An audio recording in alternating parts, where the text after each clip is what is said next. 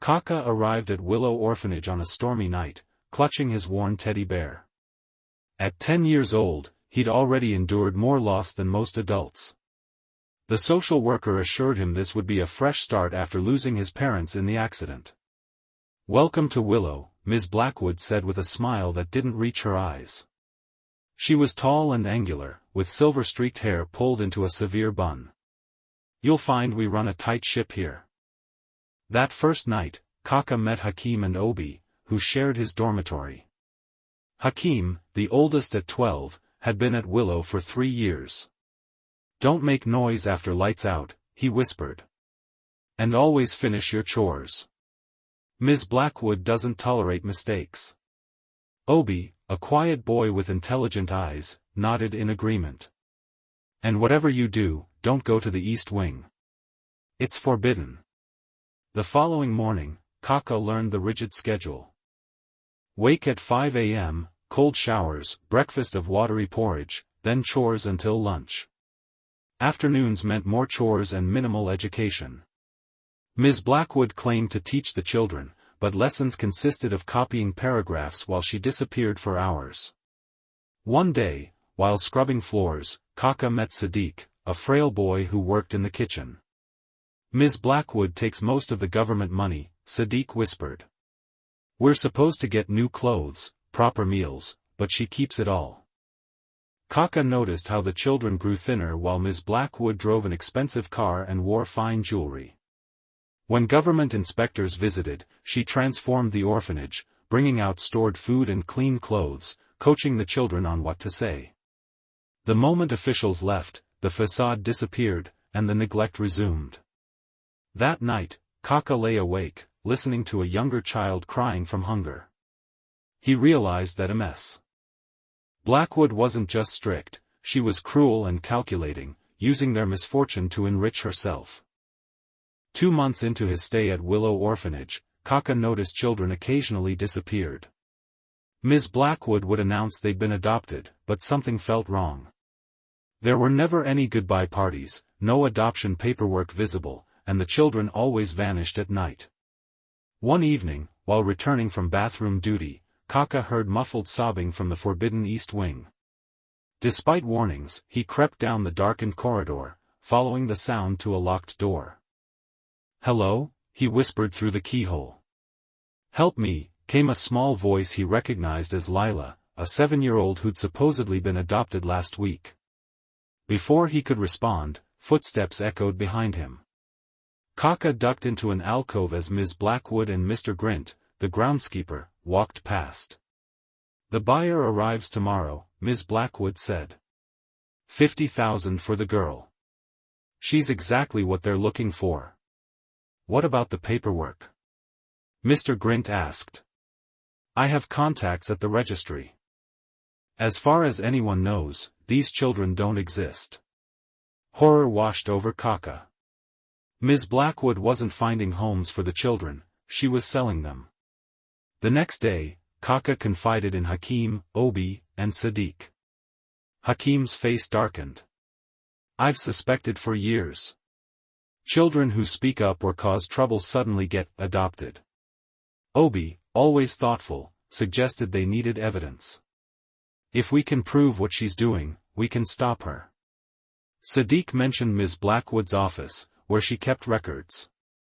"But it's always locked, and she has the only key." That night, the 4 boys formulated a plan. Hakeem had learned to pick locks from an older boy before he disappeared. Obi would create a distraction. Sadiq, who helped with meals, would ensure Ms. Blackwood drank her evening tea, now laced with sleeping powder from the medicine cabinet. Qaqa would be the one to search her office. As the newest arrival, he was the least likely to be suspected if anything went wrong. The plan was set in motion on Friday evening when Ms. Blackwood typically reviewed her accounts.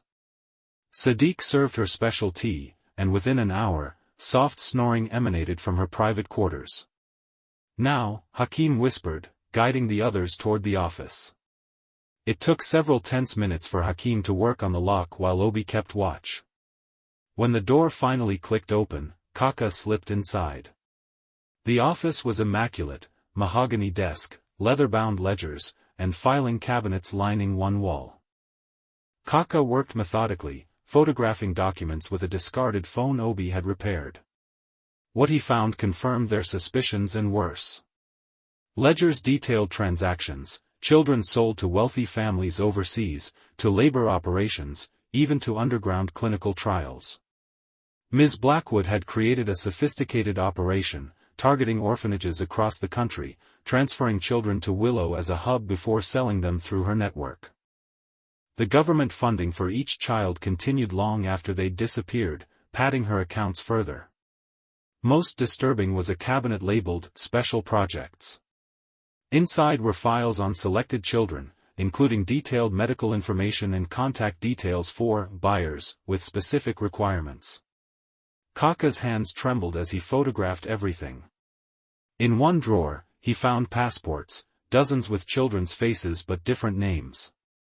Among them was a folder marked East Wing, containing profiles of 5 children currently hidden there, including Lila. A noise in the hallway made Qaqa freeze. The door handle turned slowly. He slid under the desk just as Mr. Grint entered, retrieving something from a shelf before leaving again. Heart pounding, Qaqa continued his search. Behind a painting, he discovered a safe. Using the combination from a notebook he'd found, Ms. Blackwood's birth date, he opened it to find cash bundles and a USB drive. When he rejoined the others, Obi examined the photos while Hakeem kept watch. "This is worse than we thought," Obi whispered. "She's part of a trafficking network. These aren't just illegal adoptions, it's systematic exploitation." Sadiq looked terrified. "What do we do now? If she discovers we know?" Qaqa thought of Lila and the others in the East Wing. "We need help from someone with authority." With evidence secured, the boys faced their greatest challenge, getting help without alerting Ms. Blackwood. The orphanage was isolated, phones were locked away, and children were never allowed outside alone. "What about Inspector Martins?" suggested Hakeem. "He seemed suspicious during the last visit." "Ms. Blackwood always charms him," Sadiq countered. "And we can't reach him anyway." Obi examined the phone they'd used. "We could try to send the evidence, but there's no internet connection here." Qaqa remembered something. "The weekly supply delivery comes tomorrow. The driver, Mr. Collins, always seems kind." They devised a daring plan. Sadiq would prepare a package with printouts of key evidence and the USB drive. Hakeem would create a distraction in the kitchen. Obi would monitor Ms. Blackwood, using their makeshift communication system of knocks through the pipes. Qaqa would deliver the package to Mr. Collins with a note explaining their situation and asking him to take it directly to the police. That night, none of them slept. They knew the risks. If caught, they might become the next children to disappear. The supply truck arrived at 10 a.m. Everything was in place when disaster struck. Ms. Blackwood, watching from her window, noticed Qaqa approaching the truck and came storming out. "What are you doing outside without permission?" she demanded, grabbing his arm. Thinking quickly, Qaqa stammered, "Mr. Grint asked me to help unload, Ms. Blackwood." Her eyes narrowed suspiciously. "Did he now? Strange, since he's off today." In that moment, Mr. Collins emerged from the truck. Seeing Qaqa's frightened expression and Ms. Blackwood's grip on his arm, he intervened. "Actually, ma'am, I requested help. The regular assistant couldn't come today." Ms. Blackwood's grip loosened, but her suspicion remained. "Very well. But come straight back inside when you're finished." As she walked away, Qaqa whispered urgently to Mr. Collins, slipping him the package. "Please, these children are in danger. Take this to the police immediately." Mr. Collins, seeing the desperation in Qaqa's eyes, nodded slightly and pocketed the package.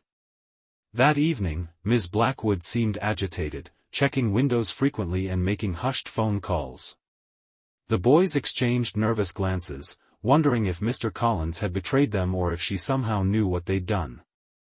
The following morning began like any other at Willow Orphanage, until the sound of vehicles crunching on gravel broke the dawn silence. From the dormitory window, Qaqa saw police cars and social services vehicles surrounding the building. Ms. Blackwood's furious voice echoed through the halls, demanding the officers leave her property.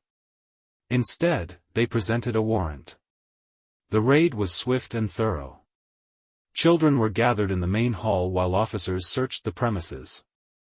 When they broke into the East Wing, the horrified expressions on their faces told the story of what they'd found. Detective Sergeant Morris interviewed each child separately. When Qaqa's turn came, he recounted everything: the disappearances, the evidence they'd gathered, the children locked away. "You boys showed extraordinary courage," the detective said, placing a gentle hand on Qaqa's shoulder. "Mr. Collins brought your package straight to us." The evidence was overwhelming.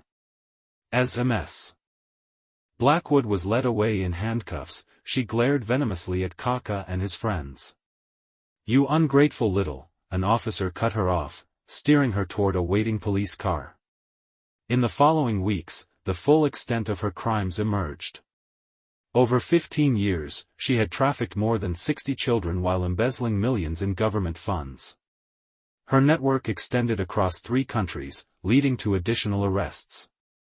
The recovered documentation helped authorities locate many missing children. For Qaqa, Hakeem, Obi, and Sadiq, life changed dramatically. They were transferred to Sunlight House, a properly run facility with caring staff, adequate food, and actual education. 6 months later, they sat together in the garden of their new home. "I heard Ms. Blackwood got 30 years, Hakeem said. Obi nodded. "And they've changed how orphanages are monitored because of what happened at Willow." Sadiq, healthier now and less anxious, added, "Lila got adopted last week. A real adoption, with a good family." Qaqa watched younger children playing safely nearby. The nightmares still came sometimes, but less frequently now. "We did it," he said simply. "We saved them." Though none could forget the darkness they'd experienced, they had discovered something powerful, that even children, when they stand together, can bring down those who abuse power and bring light to the shadows. The story of the Willow Orphanage became a catalyst for reform in child protection services nationwide, ensuring that those entrusted with society's most vulnerable would be held to the highest standards of care and accountability.